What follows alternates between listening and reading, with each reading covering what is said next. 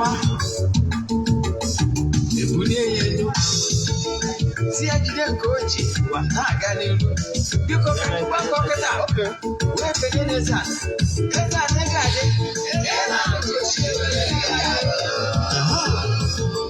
Eze-Ana Ugochi tubelu nwoke ọma na oraifite ị ga-adị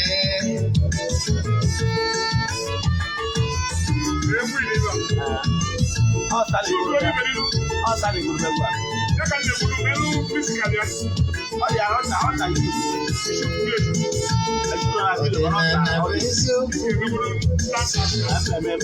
ọdịnala bụ ụzọ ndụ ịma na o nwere ọnụ na-eti mkpu na-asị ụmụ Igbo chigharịa ụmụ Igbo chigharịa kwa mbọsị ọ na-eti n'ụtụtụ n'abalị ọ nọ na nkuzi Eze-Ana Ugochi tubelu onye ọma na oraifite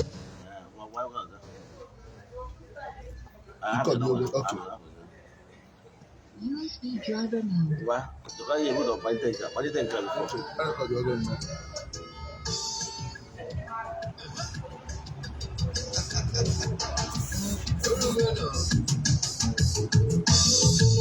a na-ebulukwa mmadụ elu ọkpụrụma onye mee nke ọma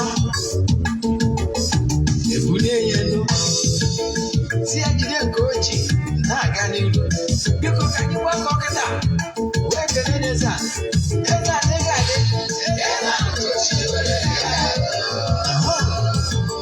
Eze-Ana Ugochi tubelu nwoke ọma na oraifite ị ga-adị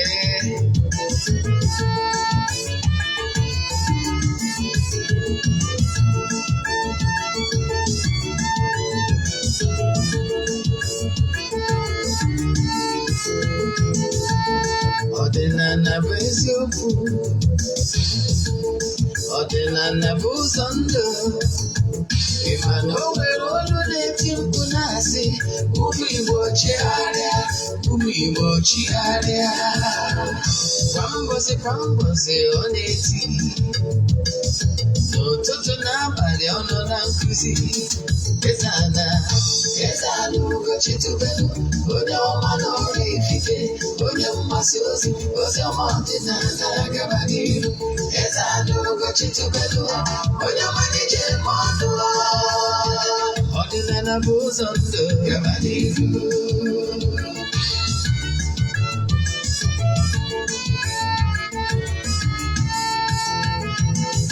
Eze-Ana Ugochi tubelu onye ọma na oraifite onye mgbasa ozi ọma ọdịnala gaba n'ihu Eze-Ana Ugochi tubelu onye ọma na-eje eme ọnụ ọdịnala bụ ụzọ ndụ gaba n'ihu Eze-Ana ga-adị Ugochi tubelu ga-adị Ugochi tubelu tampon ọ ya adị maka na eziokwu ọnwa chacha ndị okenye ga-adị fọdambaki ndị oche ya dị fọdambaki fọda sikala aka ghọrọ ụmụ Igbo si anyị rapụ nke anyị na nke feka mma buru Baịbụl bịa akwụkwọ akụkọ mepekwa chọọchị fa obodo ụka bịakwa mmanụ Ugochi tubelu ekweghị ekwe Eze-Ana si na ọma mme ọdịnala ọmanwụ chacha oge ọbụla ọ na-eti ọ nọ na nkuzi Chukwu abịa ma gbaa gị ume ọdịnala ya dị Eze-Ana Ugochi tubelu onye ọma na oraifite onye mgbasa ozi ọma ọdịnala gaba n'ihu Eze-Ana Ugochi tubelu onye ọma na-eje eme ọnụ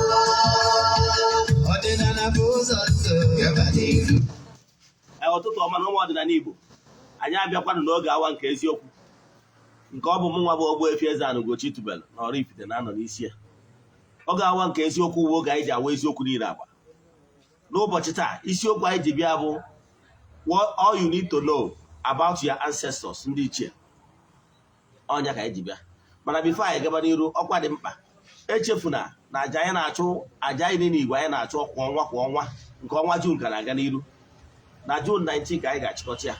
Ndị na-esonye bụ na aja amarago ka esi eme ya, mana maka gị bụ onye ọfụ ịchaatị ya m na WhatsApp forward or 3 prayer request gị email donation token to the account number.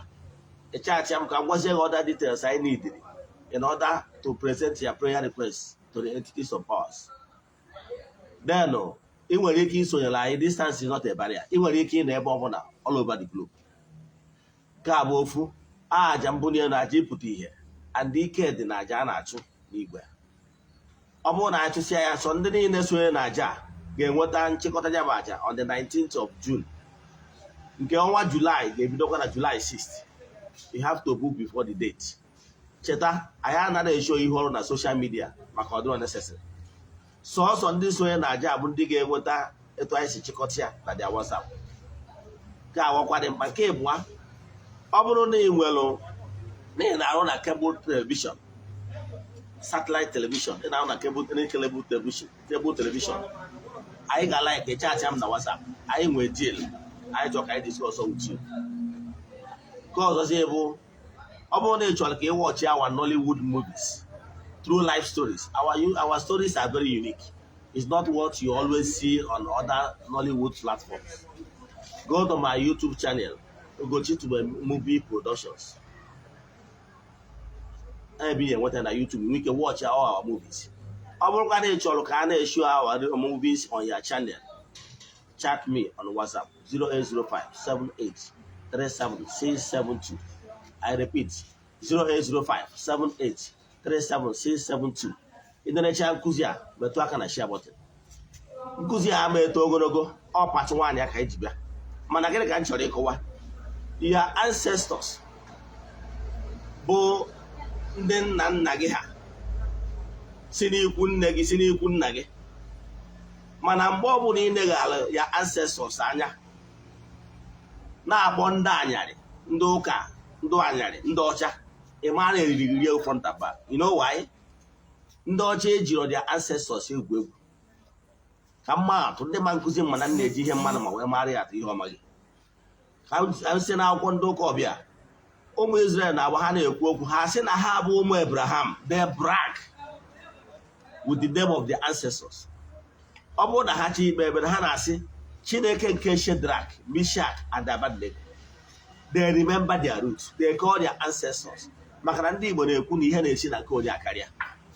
Mana ị ga-abụ onye eriri eri mgbe ị gbakọdoro ndị nna nna gị asị, ndị nna nna gị azụ, kpọọ ha na ha bụ demon, demonize ya ha. Mana ị na-celebrate St. Anthony of Padua, ị na-celebrate St. Paul of Assisi, ị na-celebrate Padre Pio, ị na-celebrate Teresa of Avila, ị na-celebrate St. Maria Goretti, ị na-celebrate St. John Paul II. Ị ma na-eriri gị eri. You know why? I can tell you na ihe na-esi na nke onye akarịa.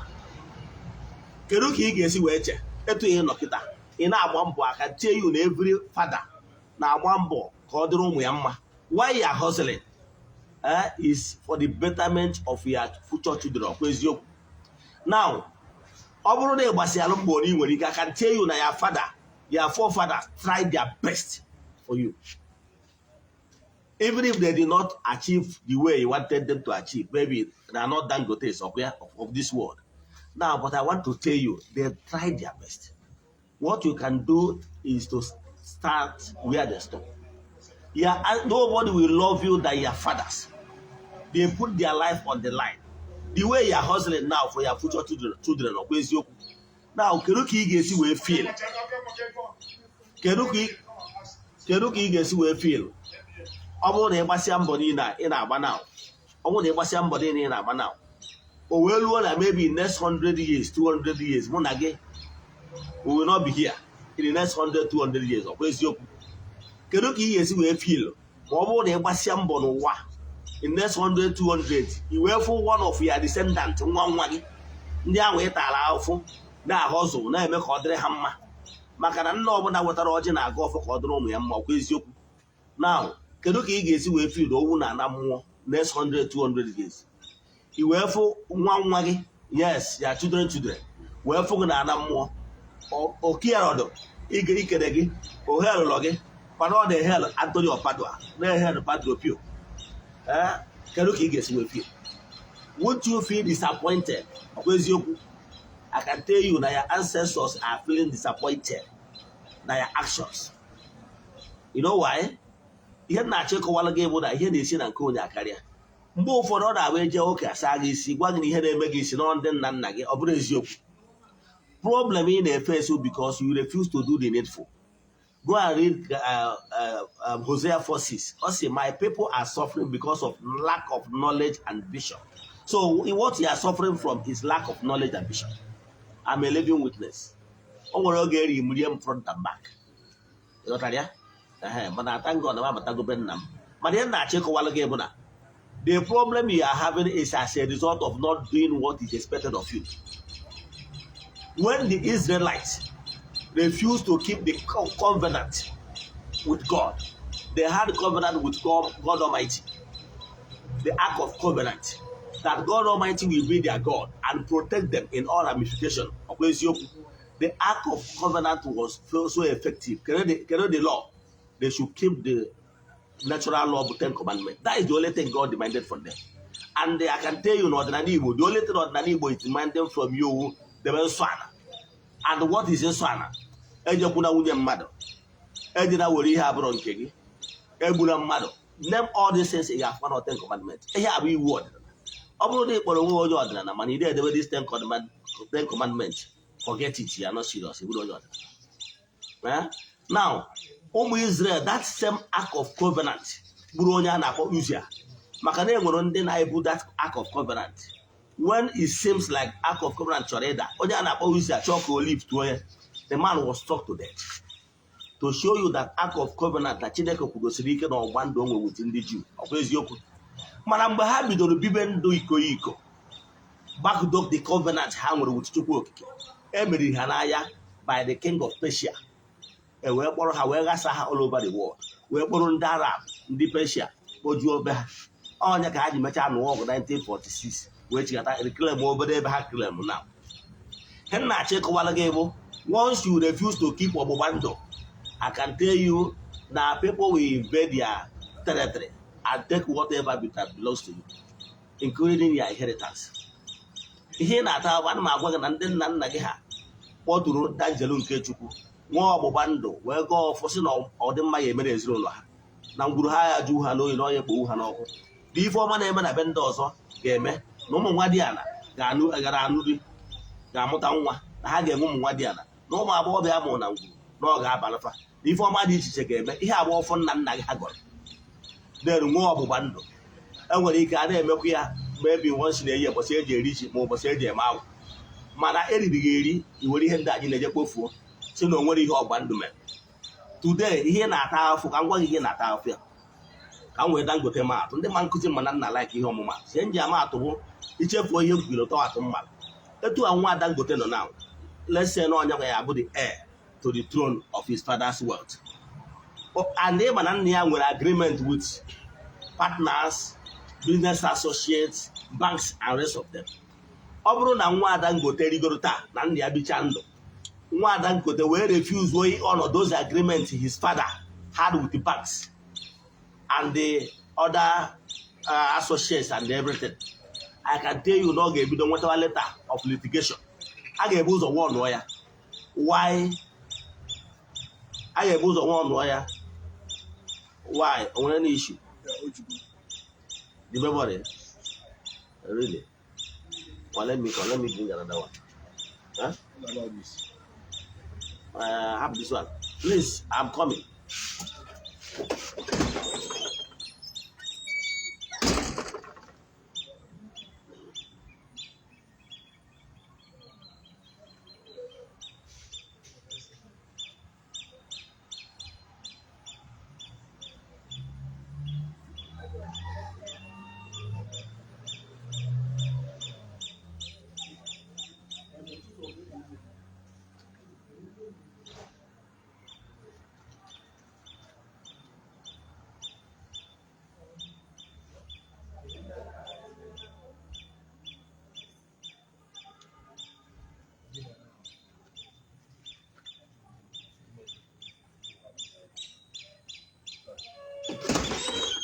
don't